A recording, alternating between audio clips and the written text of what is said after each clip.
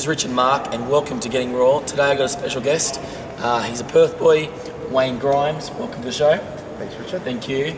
So this is Getting Raw. I'm really interested today to talk about your history and your lead up to the fitness industry. Okay. You now hold the position of WA Franchisor. Yep, that's right. For Step Into Life. Yep. You've got 22 franchisees that you look after and run and maintain. So I want to know, I guess, first of all, why you got into fitness in the first place for. No problem. Let's talk about that, because I'm really interested to know, I guess, managing 22 people. Yeah, great. I'm really interested to know more about that. So how did you get into the role anyway, fitness? Okay, well, I suppose, job. Richard, my background, I was in the military. Yep. As a physical training instructor in the Air Force. I did that for about 10 years. Mm-hmm. Loved that, worked in the gyms, did all the adventure training, did all the team building, leaderships, trained the pilots and the apprentices and the recruits. So I had a great time in the Air Force. Training? Well, initially, I suppose training them to become military people rather than civilians. And then there was lots of games to be had, with the recruits and the young pilots. I remember throwing them off abseiling towers. As you do. Have a joke with them to make sure that they're tied on. But everything was under control. Yep. We went down at Margaret River surfing in a 8-man raft one time. That's never been done before. Right. We were up there in the big waves and just crashed and burned. But yeah, that were the good times. Yep. So that was my background. How long did you do that for? How long did that? About 10 years. 10 years. So that's a lot of history. Then you started when you were a young chap, or what? I started when I was 20-ish, yeah, 20. So I then got out at the start of 2000, out of the military. Thought I'd start the millennium off with something different. Before I got out, I thought I'd better get some sort of tertiary qualification under my belt with the military. So they were happy to pay for me to do a sport management graduate diploma. Yep. So I did that, and then was in such a good study mode then that I continued on and did an MBA. And during that time, I picked up on the concept of Step of Life over here in WA. Right. So you really put your whole, I guess, everything again, study, MBA, and then Step Into Life. And so now you've got 22, I mean you started... 23 actually. 23, yeah. Sorry, 23. When we get the video going, it's 24 or 25? We'll say 23. Could be, okay.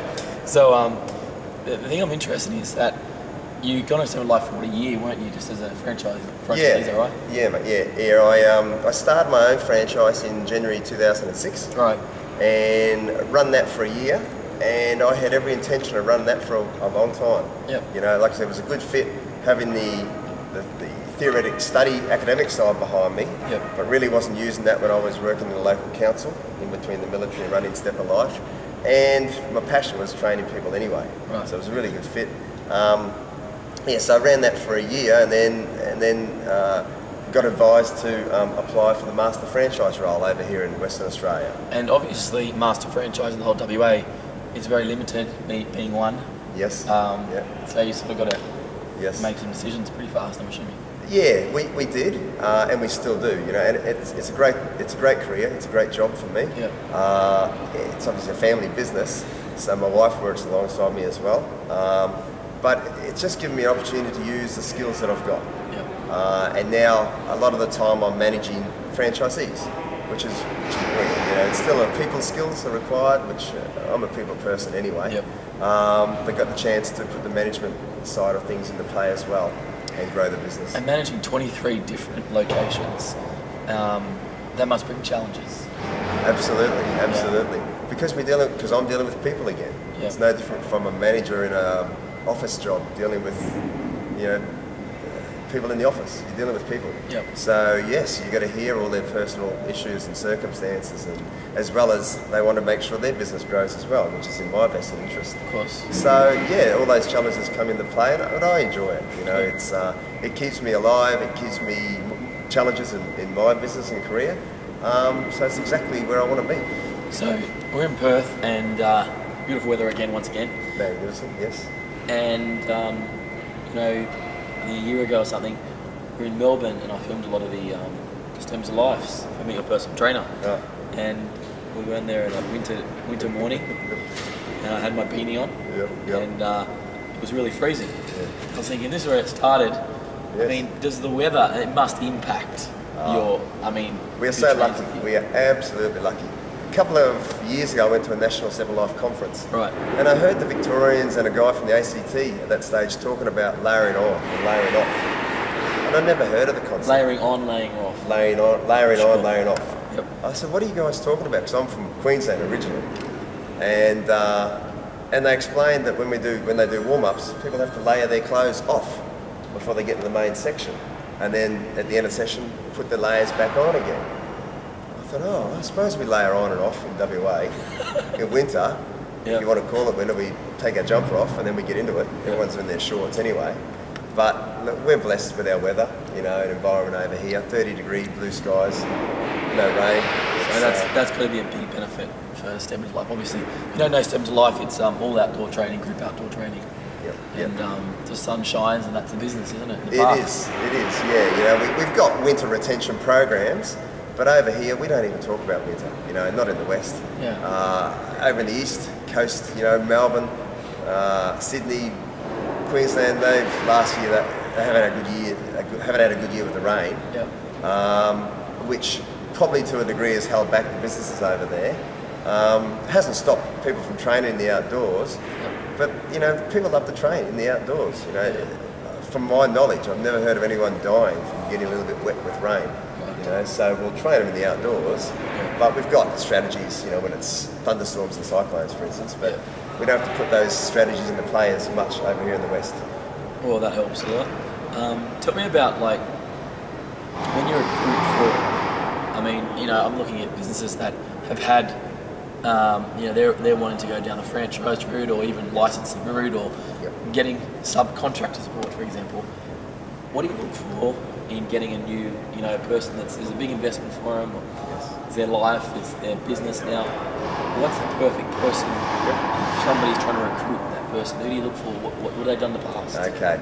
I suppose from my point of view, as a new franchise owner in WA or across Australia, first and foremost, we're looking for passionate people. Passion. You can't beat passion. We can't train you in passion. Passion's good. Exactly. If you're passionate and, you'll go places. Our system is robust enough and good enough to teach you everything else. Right. But you've got to have passion and communication skills, to start with. Once you're there, like I said, we can teach you everything else.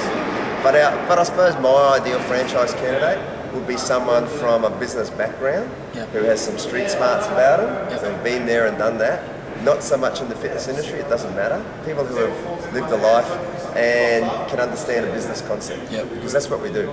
We're not just on the park doing bicep curls with a squat and then seeing the client 2 days later and doing it again. We're running a business. So what you see on the park is the front end of a very robust and systemised business. So the trainers that are coming to Step Into Life, the ones that you have, the 23, how many have come from fitness and how many have come off the street on doing your career plans? Yep. The majority of them have come through the fitness industry, I must admit. And most of my franchise inquiries, a vast majority are from the fitness industry. There's no doubt about that. What I'm saying is, in WA especially, probably my best franchisees come from a business background with no fitness industry experience. Because we can teach them that. Yes. So I'm happy obviously to get people from everywhere because people from a fitness industry are very passionate anyway, very passionate people. But we can teach them that business concept. But people from a business background understand the concept first. And they're passionate anyway, or else they wouldn't have inquired with. And then they get their knowledge and the skills. Exactly. Yeah. Interesting. Very good.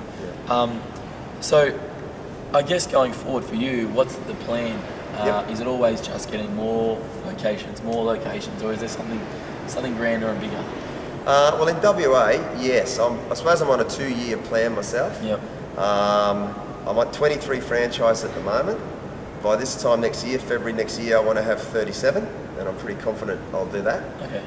And that, I suppose I'm assisted or helped with that because with more franchises on the ground comes more brand exposure, more people are seeing our brand everywhere, and more word of mouth is spreading. So take me back to when you had 2 or 3. Was that really tough compared to now? It was very tough. Yeah, absolutely, it was tough. Brand awareness. Yeah, I think when I started, we had 3 WA franchises, including myself. A year later, when I was the master franchiser, we had 5.